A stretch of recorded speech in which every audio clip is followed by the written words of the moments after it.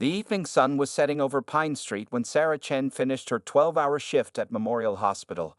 Her feet were tired, and her blue scrubs carried the familiar scents of hospital disinfectant as she walked her usual road home. The autumn air was getting cooler, and most people were hurrying to get indoors before darkness fell completely. Sarah had been a nurse for 8 years, and this path home had become as familiar to her as the back of her hand. She knew every crack in the sidewalk, every dim streetlight, and even the regular faces she passed at this hour. But today would be different. Today would change not only her life but the lives of many others in their small community. As she approached the narrow alley between Wilson's grocery and the old bookstore, unusual sounds caught her attention. At first, she thought it was just the neighborhood kids playing after school, their laughter echoing off the brick walls. But there was something different about these sounds, something that made her stomach turn. The laughter wasn't joyful, it was cruel and mixed with something else. A weak, painful crying sound that didn't seem human. Sarah slowed her pace, her nursing instincts kicking in. After years of working in the emergency room, she had developed a sixth sense for trouble. The sounds were coming from deeper in the alley, partially hidden by the large metal dumpsters that lined the narrow passage. She could make out three distinct voices, all young, probably belonging to children. "Kick it harder," one voice said, followed by more laughter. "Watch this," another replied. The third voice added, "Make it run." Sarah's heart began to race. These weren't the innocent sounds of children at play, this was something else entirely. She moved closer, her rubber-soled shoes silent against the concrete. The autumn wind carried scraps of paper past her feet as she approached, and the shadows from the buildings made it difficult to see clearly. Then she saw them.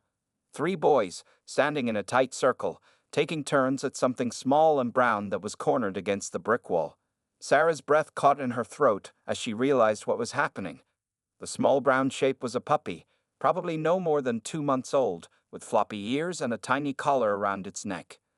The puppy was trying desperately to make itself as small as possible, pressing its body against the cold brick wall. Its tail was tucked tightly between its legs, and it was shaking visibly even from where Sarah stood. Every few seconds, one of the boys would step forward and kick at it, causing the tiny creature to yelp in pain. Sarah recognized one of the boys immediately. It was Tommy Martinez, a 12-year-old whose arm she had set just 3 weeks ago after he fell from his bicycle. He had seemed like such a sweet kid then, crying and holding his mother's hand while Sarah worked. Now here he was, his face twisted into an unrecognizable mask of cruelty as he took his turn kicking at the defenseless animal. The other 2 boys Sarah didn't know, but they looked to be about Tommy's age. One wore a red baseball cap turned backward, while the other had on a school jacket from the local middle school. They were laughing and encouraging each other, completely oblivious to the pain and fear they were causing. The puppy tried to make a break for freedom, limping desperately toward a small gap between the boys, but its injured leg made it too slow, and one of the boys easily blocked its escape, pushing it back into the corner with his foot. The small brown collar around its neck jingled softly as it moved, suggesting that this wasn't a stray. Somewhere, someone was missing this little creature. Sarah had seen many terrible things in her years as a nurse: car accidents, heart attacks, and all manner of human suffering. But something about this scene struck her differently. These were children who should have been filled with innocence and compassion, deliberately causing pain to a helpless animal that couldn't defend itself. She felt her professional calm slipping away, replaced by a mixture of anger and heartbreak. The puppy's eyes met hers across the alley, big, brown, and filled with fear. In that moment, Sarah knew she had to act. She couldn't just walk by and let this continue. What happened in the next few minutes would set off a chain of events that would impact not just the puppy's life, but the entire community's understanding of compassion, consequence, and redemption. Taking a deep breath, Sarah stepped forward into the alley, her voice rising above the cruel laughter of the boys. What happened next would change everything. "Stop it right now." Sarah's voice echoed off the alley walls, causing the boys to freeze in their tracks. The authority in her voice, honed by years of managing emergency room situations, made them step back instinctively. Tommy's face went pale as he recognized her, and the red baseball cap boy dropped the stick he had been holding. Sarah moved quickly toward the puppy, her heart pounding in her chest. The 3 boys backed away, their earlier bravado replaced by nervous glances at each other. Before they could run, Sarah pointed at Tommy. "I know who you are, Tommy Martinez, and I know your mother would be heartbroken to see this." The puppy was still pressed against the wall, its small body trembling uncontrollably. As Sarah knelt down beside it, she could see the extent of its injuries in the fading daylight. Its brown fur was matted with dirt and what looked like dried blood. One of its back legs was clearly injured, twisted at an awkward angle that made Sarah's medical training kick into high gear. "What's wrong with you boys?" she asked, keeping her voice steady despite her anger. "Do you understand what you're doing? This puppy is just a baby." She gently reached out toward the frightened animal, moving slowly to avoid scaring it further. The puppy flinched at first, but then seemed to sense her kindness, letting out a small whimper. Tommy's face had turned red with shame. "We were just playing," he mumbled, looking at his feet. "Playing?" Sarah's voice was firm but controlled. "This isn't playing, this is cruelty. This puppy is someone's pet. Look, it has a collar."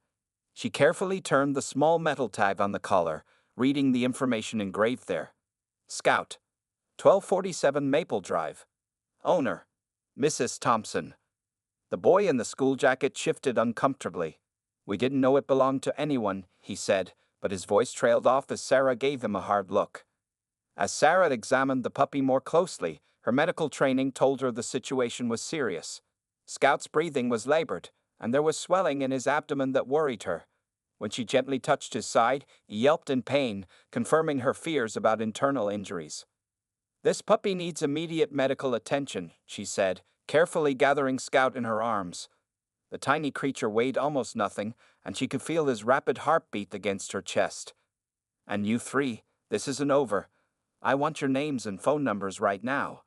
The boys looked like they might run, but Sarah's stern gaze held them in place. "Tommy, I'd already know who you are. If your friends leave, you'll be the only one facing the consequences." This made the other two boys pause, and reluctantly, they shared their information.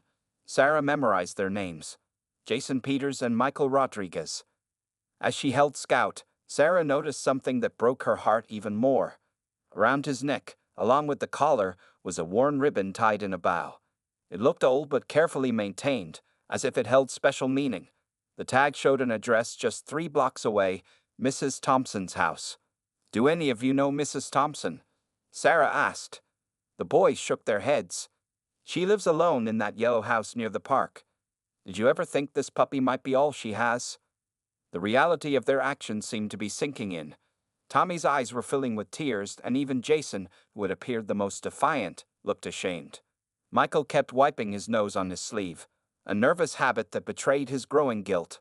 Sarah could feel Scout's body trembling less now, but this wasn't necessarily a good sign. Her medical experience told her that sometimes, when an injured patient became too still, it meant they were going into shock. She needed to get him to a veterinarian immediately. "Go home," she told the boys firmly. "I'll be speaking with your parents, and we'll deal with this properly. But right now, I need to help Scout before it's too late." As the boys shuffled away, casting guilty looks over their shoulders, Sarah pulled out her phone with one hand while cradling Scout in her other arm. She knew there was an emergency veterinary clinic about 10 minutes away by car. Time was crucial now, and as she looked down at the injured puppy in her arms, she silently prayed she wasn't too late. What Sarah didn't know yet was that this was just the beginning of a story that would affect their entire community, and that Scout's tag would lead her to a discovery that would make this situation even more heartbreaking than it already was. Sarah's fingers trembled as she dialed the emergency veterinary clinic. Scout lay still in her arms, his breathing becoming more shallow with each passing minute. The receptionist answered on the second ring, and Sarah quickly explained the situation. "Bring him in immediately," the receptionist said, her voice urgent. "Dr. Martinez is on duty. He'll be ready when you arrive." Sarah looked around frantically. The sun had almost set completely now, casting long shadows across the empty alley. She needed to get to the clinic fast, but her car was parked at the hospital, a 15-minute walk away. Just then, she heard a familiar voice behind her. "Sarah? Is everything okay?" It was Mr. Wilson, the grocery store owner, locking up for the night. He had known Sarah for years, as she often stopped by his store after her shifts. "Mr. Wilson, I need help," Sarah called out, her voice cracking with emotion. This puppy's been injured badly. I need to get to the emergency vet clinic on Oak Street right away." The elderly store owner didn't hesitate. "My truck's right around back. Let me drive you." They hurried to his old blue pickup truck, and Mr. Wilson cleared some papers from the passenger seat. Sarah carefully climbed in, still cradling Scout. The puppy's eyes were half closed now, and his small body felt cooler than it should. As they drove through the darkening streets, Sarah told Mr. Wilson what had happened. The old man's knuckles turned white on the steering wheel as he listened. "Those boys," he said, shaking his head. "I've seen them hanging around the alley before. Never thought they'd do something like this." The truck's headlights cut through the evening darkness as they sped toward the clinic. Sarah kept checking Scout's breathing, gently stroking his head and whispering words of encouragement. The worn ribbon around his neck caught her attention again. It looked handmade, possibly crotcheted, with tiny flowers woven into the pattern. They reached the clinic in 7 minutes. Dr. Martinez was already waiting at the door, wearing his white coat. He was a young veterinarian who had only been practicing for a few years, but his reputation for handling emergencies was excellent. "Bring him straight to exam room 1, he instructed, leading the way. Sarah followed quickly, laying Scout gently on the metal examination table. The bright fluorescent lights revealed how bad his injuries really were. His brown fur was matted with dirt and blood, and his abdomen was visibly swollen. Dr. Martinez worked quickly, checking Scout's vital signs and gently probing his injuries. His face grew more serious with each examination. "He's suffering from internal bleeding," he said finally. "The kicks have caused severe trauma to his abdomen. We need to operate immediately." While the veterinary team prepared for surgery, Sarah remembered she needed to contact Mrs. Thompson. She found the phone number on Scout's tag and dialed with shaking hands. After several rings, a soft, elderly voice answered. "Mrs. Thompson? This is Sarah Chen, a nurse from Memorial Hospital. I've found Scout." There was a gasp on the other end of the line. "Oh, thank heavens. He's been missing for 2 days. I've been so worried. Is he all right?" Sarah's throat tightened as she tried to find the right words. "Mrs. Thompson, Scout's been hurt. I'm at the emergency veterinary clinic on Oak Street. He needs surgery. Can you come?" "I'll be there as fast as I can," Mrs. Thompson replied, her voice trembling. Please take care of him. He's all I have left." While they waited for Mrs. Thompson, Sarah filled out paperwork and called the parents of the 3 boys. Each conversation was difficult but necessary. Tommy's mother broke down crying, Jason's father was silent with shock, and Michael's parents promised immediate consequences. 20 minutes later, Mrs. Thompson arrived. She was a small woman in her late 70s, wearing a hastily buttoned cardigan over her nightgown. When she saw Sarah, her eyes were filled with tears. "Scout was my Harold's last gift to me," she explained, her voice barely above a whisper. "He knew he was dying, you see. He said I'd need someone to look after me when he was gone. Scout was just a tiny thing when Harold brought him home, 3 months ago. He picked him specially because he was the smallest one, said he had the biggest heart." Sarah held the elderly woman's hand as they waited for news from the surgery room, both of them praying that Scout would survive. The worn ribbon around his neck, Sarah learned, had been crocheted by Mrs. Thompson herself, using yarn from her late husband's favorite sweater. The next hour would determine not just Scout's fate, but the beginning of changes that would ripple through their entire community. The surgery room's red light cast an eerie glow in the hallway where Sarah and Mrs. Thompson waited. The elderly woman hadn't let go of Sarah's hand since she arrived, and now she was sharing more about her life with Harold and Scout. "Harold knew he was sick for a long time," Mrs. Thompson explained, her voice soft with memory. "But he never complained, not once. He just focused on making sure I would be okay after he was gone. That's why he chose Scout, said that little puppy had eyes that could heal a broken heart." Sarah listened as Mrs. Thompson pulled a worn photograph from her purse. It showed a tall, kind-faced man holding a tiny brown puppy. The picture had been taken just 2 months ago, on the day Harold brought Scout home. His face was thin from illness, but his smile was radiant as he looked at his wife behind the camera. "This was taken 3 days before he passed," Mrs. Thompson continued, her fingers tracing the edge of the photo. "Scout slept on Harold's bed those last few nights. Even though he was just a puppy, it was like he knew Harold needed him. He'd lay his little head right on Harold's chest, so gentle and quiet. The surgery light continued to glow as Dr. Martinez worked to save Scout's life. Through the small window in the door, Sarah could see the medical team moving quickly, their faces focused under their surgical masks. The clock on the wall ticked loudly in the quiet hallway. Mr. Wilson had stayed too, sitting quietly in the waiting room. He called his wife to let her know he'd be late, and now he was bringing cups of tea from the clinic's small kitchen to help calm everyone's nerves. Around 9 p.m., there was a commotion at the clinic's front door. Tommy Martinez had arrived with his mother, Maria. The boy's eyes were red from crying, and his mother looked both angry and devastated. When they saw Mrs. Thompson, Tommy tried to hide behind his mother, but Maria gently pushed him forward. "Mrs. Thompson," Maria said, her voice thick with emotion, "my son has something he needs to tell you." Tommy stepped forward, his shoulders shaking.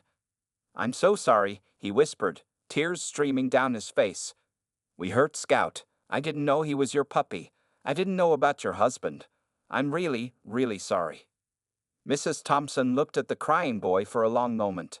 Then, to everyone's surprise, she opened her arms. "Come here, child," she said softly. Tommy hesitated, then walked into her embrace, sobbing against her cardigan. "What you did was terribly wrong," Mrs. Thompson told him, her voice gentle but firm. "But you're here now, taking responsibility. That's the first step toward making things right." As they talked, Sarah noticed movement in the surgery room. Dr. Martinez was removing his surgical mask, and a moment later, he stepped into the hallway. Everyone fell silent, waiting for his news. "Scout made it through the surgery," he began, and a collective sigh of relief filled the hallway. "But the next 24 hours will be critical. The internal bleeding was severe, and there's still a risk of complications. We've done everything we can. Now it's up to him." Mrs. Thompson pressed her hands together in prayer. "Can I see him?" she asked. Dr. Martinez nodded. "He's being moved to recovery. You can visit him in a few minutes, but only briefly. He needs complete rest." Tommy, who was still standing close to Mrs. Thompson, asked in a small voice, "Will he be okay?" "We hope so," Dr. Martinez replied honestly. "But this should never have happened. Animals feel pain and fear just like we do. They trust us to protect them, not hurt them." The boy nodded, fresh tears falling. His mother wrapped an arm around his shoulders, her own eyes wet with emotion. As they waited to see Scout, Sarah reflected on how this evening had revealed so many layers of human nature: cruelty and kindness, mistakes and forgiveness, loss and hope. The tiny puppy fighting for his life in the recovery room had somehow brought all these people together, forcing them to confront difficult truths about actions and consequences. When they finally saw Scout, he looked incredibly small among the medical equipment. His chest rose and fell with shallow breaths, and bandages wrapped much of his body. Mrs. Thompson sat beside his cage, carefully reaching through to touch his paw. The worn ribbon she had made from Harold's sweater was clean now, carefully preserved by the medical team who understood its significance. But as they watched Scout sleep, none of them could have predicted the events that would unfold in the coming days, events that would change their community forever. The next morning dawned cold and gray at the veterinary clinic. Mrs. Thompson hadn't left Scout's side all night, doozing in an uncomfortable plastic chair beside his cage. Sarah had gone home briefly to change clothes and call in sick to work, then returned to the clinic. She couldn't explain why, but she felt deeply connected to this situation and couldn't walk away. Around 8 a.m., Dr. Martinez came to check on Scout. The puppy's vital signs were stable, but he still hadn't woken up from the anesthesia. "This is longer than we'd like," he admitted, checking Scout's temperature. "His body has been through severe trauma." Mrs. Thompson reached into her large handbag and pulled out a small, well-worn photo album. "Would you like to see some pictures?" she asked Sarah, her voice trembling slightly. "I've been looking at them all night, remembering." The first photo showed Harold and Mrs. Thompson on their wedding day, 52 years ago. They were young and beaming, standing under an arch of flowers. Page after page documented their life together: holidays, birthdays, quiet moments at home. Then came the recent photos, showing Harold growing thinner but still smiling, and finally, the pictures with Scout. "This one," Mrs. Thompson said, pointing to a photo of Harold in his favorite armchair, Scout curled up in his lap, was taken the day before he went into hospice. Scout wouldn't leave his side. It was like he knew. Sarah listened as Mrs. Thompson shared more stories. How Harold had always wanted a dog, but they'd never had one because of their busy work schedules. How he'd insisted on getting Scout even when he was very sick, saying it was important. How he'd spent his last days teaching the puppy simple commands and telling Mrs. Thompson all the things she'd need to know about caring for him. Harold said Scout would give me a reason to get up in the morning, Mrs. Thompson explained, wiping her eyes. And he was right. These past 2 months, Scout has been my alarm clock, my walking companion, my reason to cook proper meals instead of just making tea and toast. Around mid-morning, Tommy returned to the clinic with his mother. This time, they brought breakfast sandwiches for everyone and a small stuffed animal for Scout. Tommy placed it carefully near the cage, his hands shaking slightly. I couldn't sleep last night, he confessed to Mrs. Thompson. I kept thinking about what we did, and about your husband, and about how Scout was trying to help you not be sad. His voice cracked. I want to help make it right somehow. Mrs. Thompson took Tommy's hand. There's something you could do, she said softly. Would you help me tell other children Scout's story? Help them understand why they should be kind to animals. Before Tommy could answer, there was movement from Scout's cage. The puppy's eyes were fluttering open. Dr. Martinez rushed over, checking his vitals while everyone held their breath. Scout's tail moved slightly, and he let out a tiny whimper. He's waking up, Dr. Martinez announced, relief evident in his voice. His responses are good. This is very positive. Mrs. Thompson pressed her hands to her mouth, tears flowing freely. Tommy stood frozen, watching as Scout slowly became more alert. The puppy's eyes found Mrs. Thompson, and his tail wagged weakly. Harold always said Scout had the strongest heart he'd ever seen in such a small puppy, Mrs. Thompson whispered. He said that's how he knew Scout would take good care of me. As the morning progressed, more visitors arrived. The other 2 boys, Jason and Michael, came with their parents, all carrying handmade cards and looking ashamed but determined to make amends. Mr. Wilson stopped by with his wife, bringing home-cooked food for everyone. What began as a tragic incident was transforming into something unexpected. A connection between generations, a lesson in compassion, and a community coming together. As Scout grew stronger hour by hour, the humans around him were changing too. Mrs. Thompson watched as Tommy carefully helped Dr. Martinez prepare Scout's medicine, his face serious with concentration. She saw how the boy who had caused such harm was now desperate to help heal. She thought about Harold, about how he'd always said that love was the strongest medicine, and she knew he would be proud of how Scout was helping these children learn one of life's most important lessons. But none of them could have predicted what would happen next, as Scout's story was about to touch even more lives in ways they never expected. The afternoon brought dark clouds and a steady rain that drummed against the clinic's windows. Scout had been awake for several hours now, and while he'd shown initial improvement, Dr. Martinez's face grew increasingly concerned as he conducted each checkup. The puppy's breathing had become more labored, and his temperature was rising despite the medications. Something's not right, Dr. Martinez announced after his 4 p.m. examination. He ordered another set of x-rays, his movements urgent as he and his team carefully moved Scout to the imaging room. Mrs. Thompson watched through the window, clutching Harold's old sweater that she'd brought from home. When the x-rays appeared on the screen, Dr. Martinez's shoulders sagged. He called Sarah aside first, knowing her medical background would help her understand. The images showed what they had all feared. The internal bleeding had resumed, and Scout's tiny body was failing. The trauma was too severe, he explained quietly. We can try another surgery, but in his weakened state. His voice trailed off, the unspoken words hanging heavy in the air. Sarah took on the difficult task of explaining the situation to Mrs. Thompson. The elderly woman listened silently, her fingers working the worn fabric of Harold's sweater. When Sarah finished speaking, Mrs. Thompson just nodded, as if she had already known in her heart. "Can I hold him?" she asked simply. The medical team carefully moved Scout to a quiet room, wrapping him in warm blankets.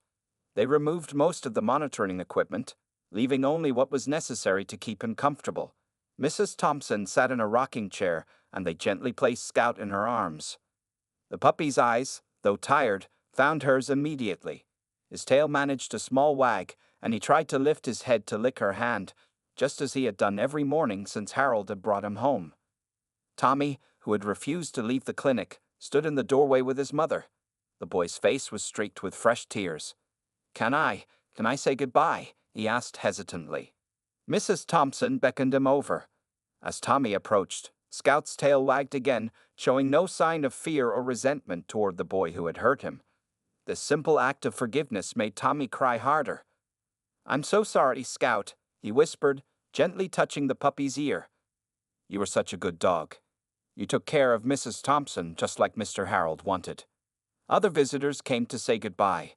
Jason and Michael arrived with their parents, their young faces solemn with the weight of what their actions had caused.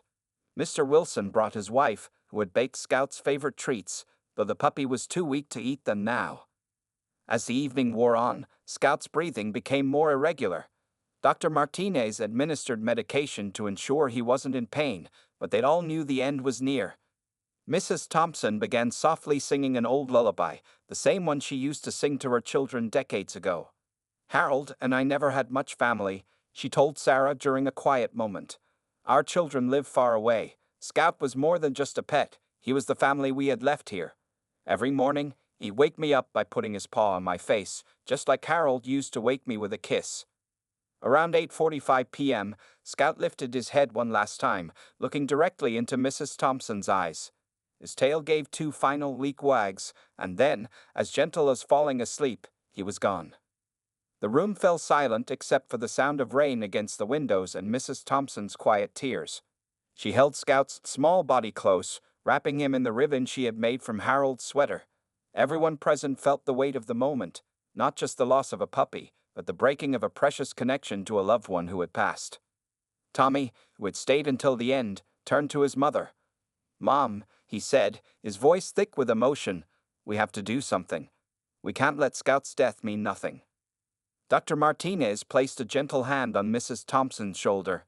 "Scout was special," he said softly. "He showed us how much love a small heart can hold and how much impact our actions can have on others." As they sat in that quiet room, with the rain still falling outside, none of them could have known that Scout's story was far from over. His death would spark changes in their community that would reach far beyond that sad evening at the veterinary clinic, touching lives in ways that would honor both his memory and Harold's final wish for kindness to prevail. The days following Scout's death cast a shadow over the community.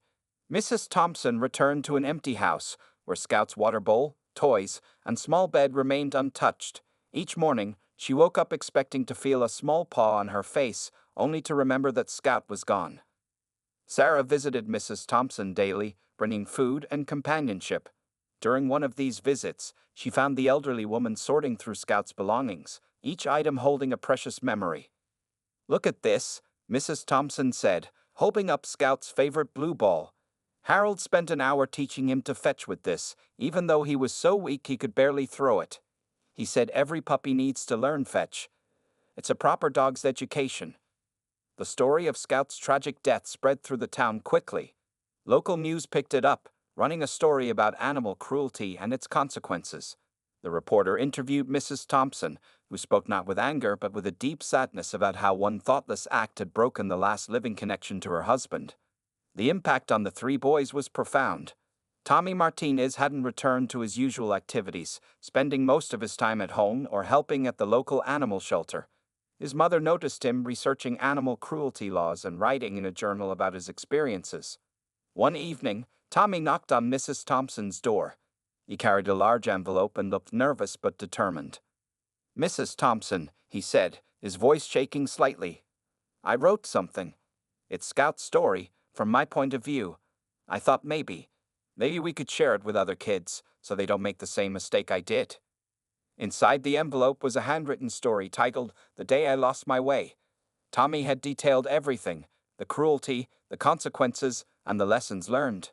He'd even included drawings of Scout and Harold, based on the photos Mrs. Thompson had shown him at the clinic. Mrs. Thompson read the story carefully, tears flowing freely. When she finished, she hugged Tommy tightly. "This is exactly what Harold would have wanted," she whispered. "He always said that mistakes can teach us the most important lessons." The story found its way to the local middle school principal, who invited Mrs. Thompson and Tommy to speak at a school assembly. Standing before hundreds of students, they shared Scout's story together. Mrs. Thompson speaking about love and loss, Tommy about consequences and redemption. The impact was immediate. Students began organizing an anti-cruelty club. Jason and Michael, the other two boys involved in Scout's death, joined as founding members. They worked with local animal shelters to create education programs for younger children. Dr. Martinez, moved by the community's response, established a fund in Scout's name to help cover emergency veterinary care for pets whose owners couldn't afford it. He called it Scout's Second Chance Fund, remembering how the little puppy had given everyone around him a chance to be better. Sarah noticed another change in Mrs. Thompson during this time. Though her grief was still raw, helping others understand Scout's story seemed to give her purpose. She began visiting elementary schools with Tommy, sharing Harold's philosophy about kindness and the responsibility that comes with caring for others. One morning, about a month after Scout's death, Mrs. Thompson found something unexpected in her mailbox. It was a thick envelope filled with letters from local schoolchildren, each one promising to be kind to animals and sharing stories about their own pets. Harold would be so proud, she told Sarah, reading through the letters. He always said that love doesn't end with loss, it just finds new ways to grow. The local animal shelter reported a surge in volunteers, especially among young people. They created a special training program called Scouts Helpless, teaching children how to care for animals properly and understand their needs. Even Mr. Wilson from the grocery store contributed to Scout's legacy. He installed a bulletin board in his store window dedicated to lost and found pets, and began keeping dog treats behind the counter for his four-legged customers. As winter approached, Mrs. Thompson still felt Scout's absence keenly, but she also saw how his short life had created ripples of change throughout the community. The ribbon she had made from Harold's sweater now hung framed in her living room, alongside photos of both Harold and Scout, a reminder that love, even when lost, can transform lives in unexpected ways. But the most significant changes were yet to come, as Scout's story continued to touch hearts and minds in ways that would reshape their community's approach to compassion and responsibility. 1 year after Scout's passing, the small town had transformed in remarkable ways. On a crisp autumn morning, Mrs. Thompson stood before a crowd gathered in the newly dedicated Scouts Park, a former empty lot that had been converted into a community dog park and education center. The park's entrance featured a bronze plaque with Scout's story and a simple message: "In memory of a small puppy who taught us big lessons about love, forgiveness, and compassion." Below the plaque stood a little statue of a puppy wearing a crocheted ribbon, forever capturing Scout's spirit. Tommy Martinez, now 14, had become the youngest member of the town's Animal Welfare Board. The journal he'd started after Scout's death had evolved into a published book, Scout's Legacy: How a Puppy Changed Our Town. Local schools had adopted it as part of their character education curriculum. When I visit other schools to share Scout's story, Tommy told the gathered crowd, his voice strong and clear, "I always start by admitting my mistake. It's hard every time, but that's the point. Some lessons should be hard, so we never forget them." The education program that started in their town had spread to neighboring communities. Scouts law had been adopted by several counties, implementing mandatory animal welfare education in schools and stricter penalties for animal cruelty. Jason and Michael had joined Tommy in speaking at youth conferences about their experience and its lasting impact. Mrs. Thompson's role had evolved too. She'd become a beloved figure in local schools, known as Scout's Grandma. Every week, she visited different classrooms with a therapy dog named Hope, teaching children about responsible pet ownership and emotional intelligence. Harold always said that teaching kindness is as important as teaching reading or math, she would tell the children. Scout helped us understand why. Sarah Chen had made changes in her own life as well. She'd started volunteering at the emergency veterinary clinic on her days off, helping create a program that paired senior citizens with rescue animals, inspired by Harold and Scout's story. The Scouts' Second Chance Fund at Dr. Martinez's clinic had grown beyond their small town, helping hundreds of families provide emergency care for their pets. Other veterinary clinics across the state had started similar programs, creating a network of support for animals in need. On this anniversary morning, the mayor announced the town's latest initiative, a partnership with the local high school to create a youth mentorship program.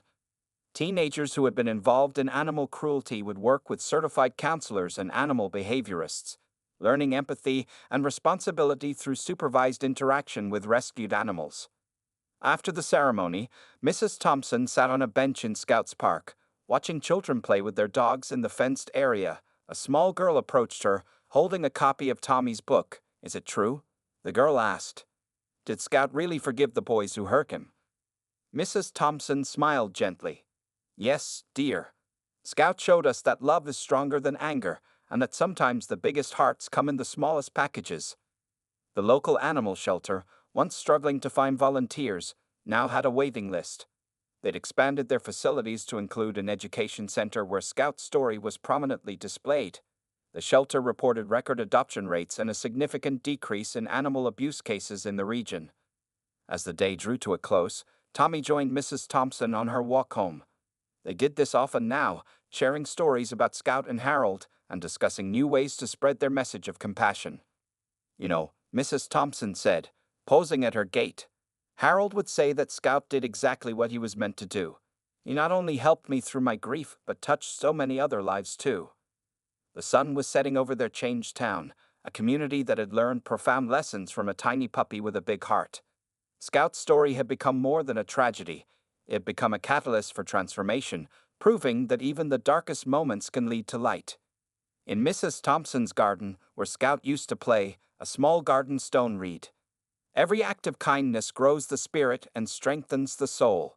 Below it, fresh flowers bloomed around Scout's favorite blue ball, preserved as a reminder that change often comes from unexpected sources, and that love, even after loss, continues to teach, heal, and transform.